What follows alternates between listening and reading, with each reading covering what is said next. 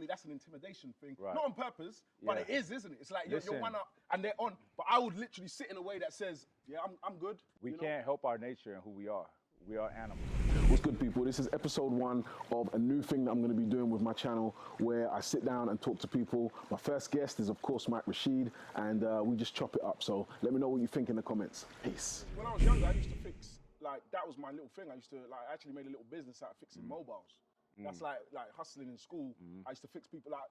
Sometimes I was a bit disingenuous. I might say that the phone is unfixable. You give it to me for X. I could use the parts, but fix it, make some money. But that's how I started. I used to take things apart. Luckily, like, my parents didn't mind that I was breaking things open just to put it back again. But you have to see how it works. All of that stuff is important, man. Like, with my daughter, I let her, even when she was little, like, we'll go out. First of all, I let her write on the walls. I just bought the crayons that you could wash off. Okay. I let her explore. We go out, go hurt yourself. Let's go. Grab the thorns. Feel it. You know, you understand life more. Your kids are scientists, right? But adults stifle their creativity and their ceiling by no, stop.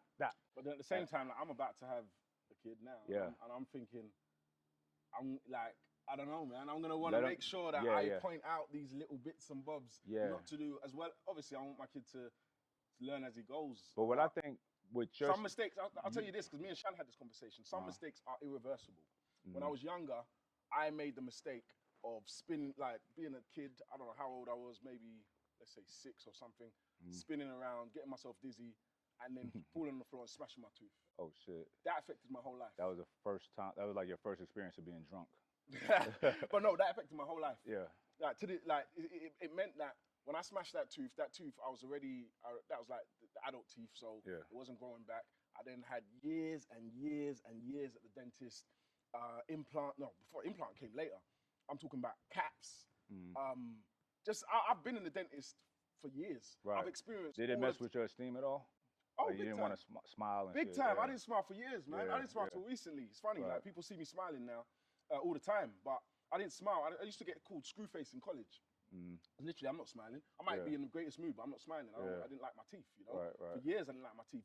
It's funny. I've got passport pictures that look like mugshots. I think I've posted them on Instagram, and they're like, "What is wrong with this guy?" Like, because literally, I'm just screw face every time. But it's just I don't want to show my teeth. That's interesting. You know? I did something similar. So never that, but I saw a picture of my grandmother's mother and father, right? And it was just a really cool picture. He was black as black, right? And strong. He had a suit on. He was standing up. It's like a sepia tone picture. Yeah. So like if color and black and white had a baby, it's sepia. You know what I'm saying? And her mother was an Indian lady, like a Punjab type Indian. Okay. Hair braided. She was so beautiful, so pretty. And this is your grandma? My grandmother's parents. So my great grandparents. Okay. Right. So they're from Trinidad. So people don't know there's a lot of, my grandmother's Indian and African. So Trinidad is a lot of Indian and a lot of Chinese as well, mixed with African. So he had this stoic look on his face, and I was like, that's me. I'm not smiling in pictures. Oh. And I adopted that. I was young, like 18. So you were impressed by that picture? I respected it. Yeah, you know what I'm saying? So I just don't smile in pictures unless you catch me smiling. You know what I'm saying? But I'm not going to stand there and smile. I feel silly. It's weird. Now, like, I can smile, man. I can smile. And it didn't even have to take myself that serious. I'm just used to not smiling. Yeah.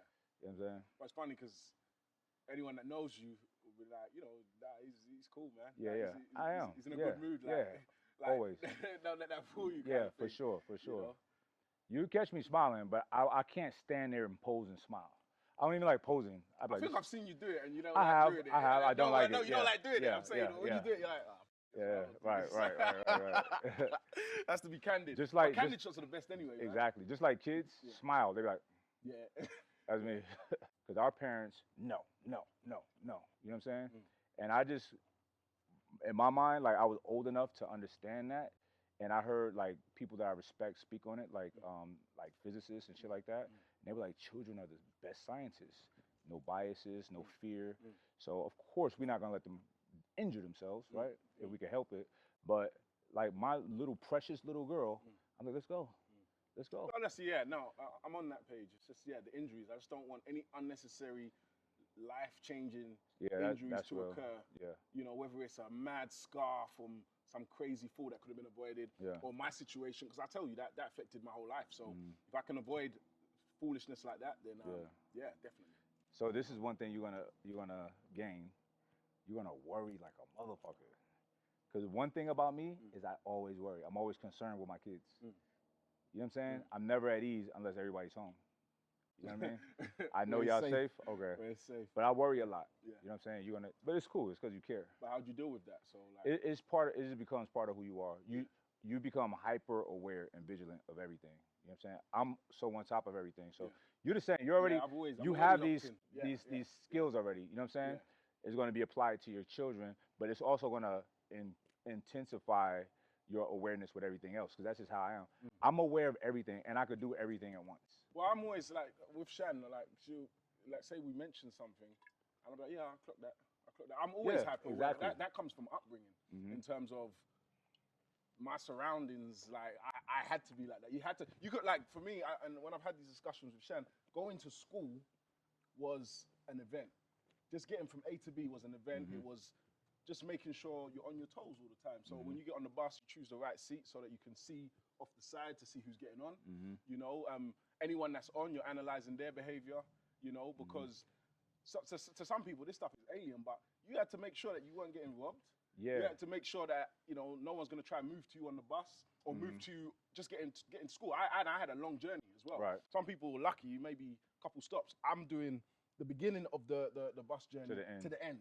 I'm going through different zones, different schools. Certain schools are getting on and then getting off. There's certain schools that I remember I'll be at the back of the bus. Half a school is got on. It's not my school. Wow. But half that school is on there. And I'm one up, you know? And then obviously that they'll get to their stop and they're all off. It's another school on. So I was always just on my toes, you know, on how to behave. But at the same time, I told you, when I was younger, I was very boisterous as well. So it wasn't like I'm on my toes and I'm timid. It's the opposite. It's that whole half school gets on, and I'm letting them know I'm good.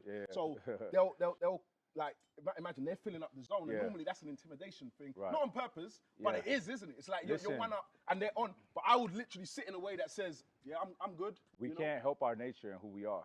We are animals and we are programs, right? And listen, there's certain men. All right, it's like a spectrum. I know a lot of people are not gonna like what I'm saying, but it's true.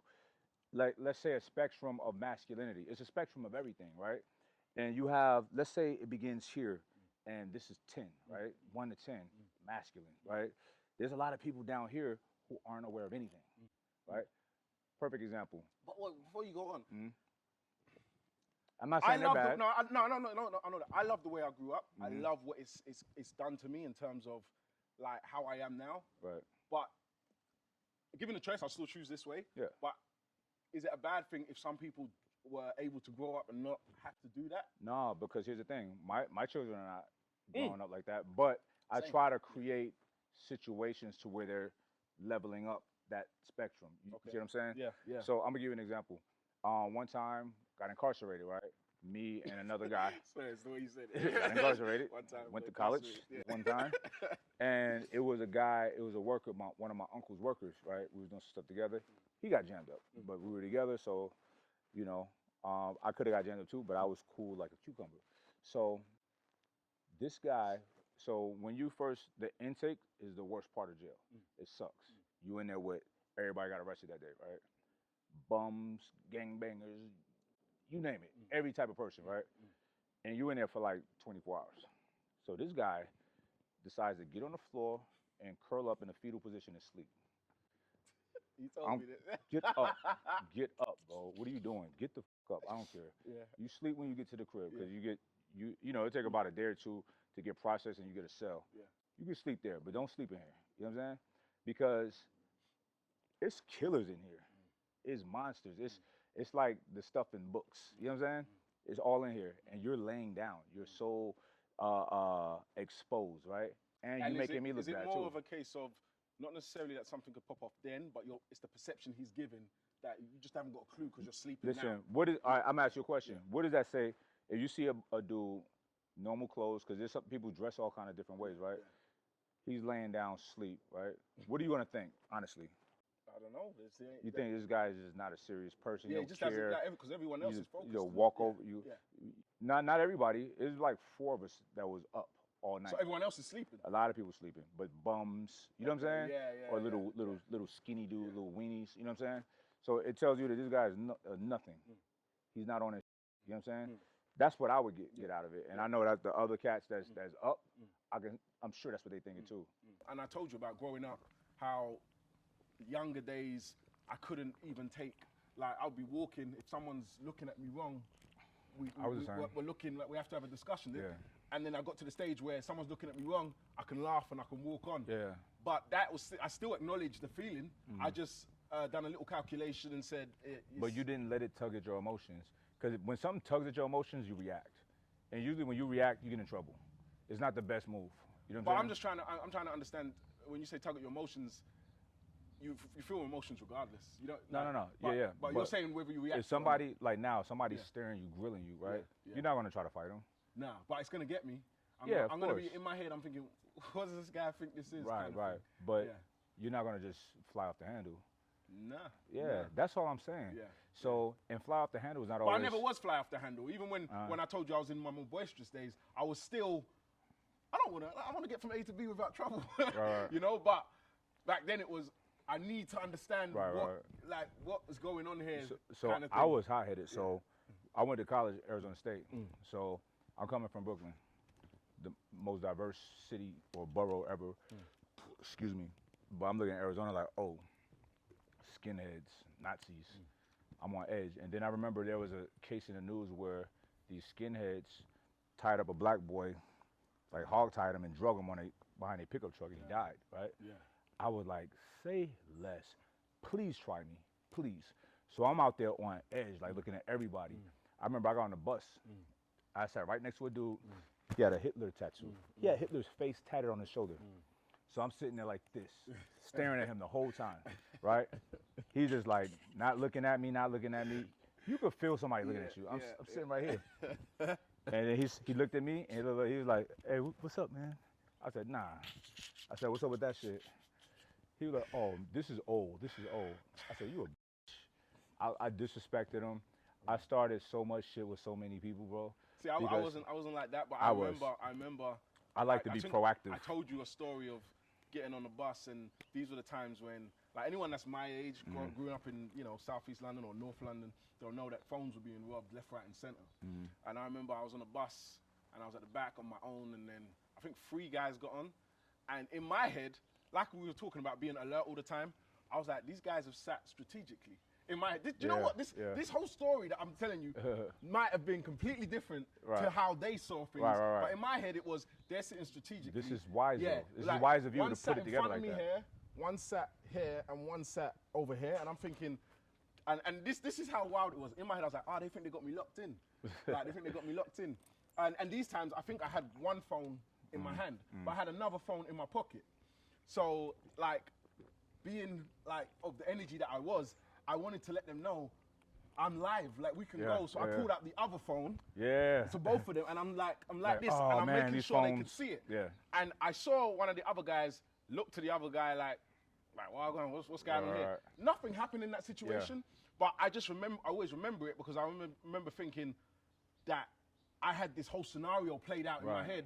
Nothing might have even happened. It might have even been that they had no intentions on me whatsoever, but I was that heated that I was like, I think that's wise. And I had them out, I was lifting them up, making sure they could see I got 2 phones here, kind of thing. So I think that's wise, bro. It's wise to stay dangerous, keep the head on the swivel like that. I'm the same way, bro, straight up. And I know that most of the time when we're thinking of some shit, it ain't. Yeah. However, for that 1% of time that it might be, it's very important to stay on point. Oh, so big time. I'd rather be on alert every time to prevent that one time from happening, or be relaxed. And then maybe that one time happens. And listen, I don't want people to get it twisted and think, I'm saying I was this live guy ready to rock everyone and win. No, I was just like, I had a certain temperament. I even remember one situation turned out bad for me. Right. I was walking back from school. There was some dudes on the other side of the road. And again, like I said, they were looking at me and I'm like, what's good? I went like this. They came over the road, we're fighting. I'm not winning. This is two guys, and I'm not winning. But then a car pulled up. They must have thought it was a race thing because it was two white guys that I'm fighting. Right. And these black guys go out the car like, oh, what's going on here? What's going on? And then the guys kind of fled, kind of thing. And then, you know, I went back home with my uniform all messed up. Listen. But so it's not a case of I'm trying to say, I was just this live guy, I'm knocking heads. Yeah. It was just I couldn't let things go. Yeah. You know, and to be honest, that helped, man. Like, because there's situations. Who knows if those guys, when they got on the bus, were gonna think to rob me? But my attitude said, "Nah, it's not worth it." Right, exactly. It's gonna be long. That's the thing. You don't know, so it's best to err on the side of caution.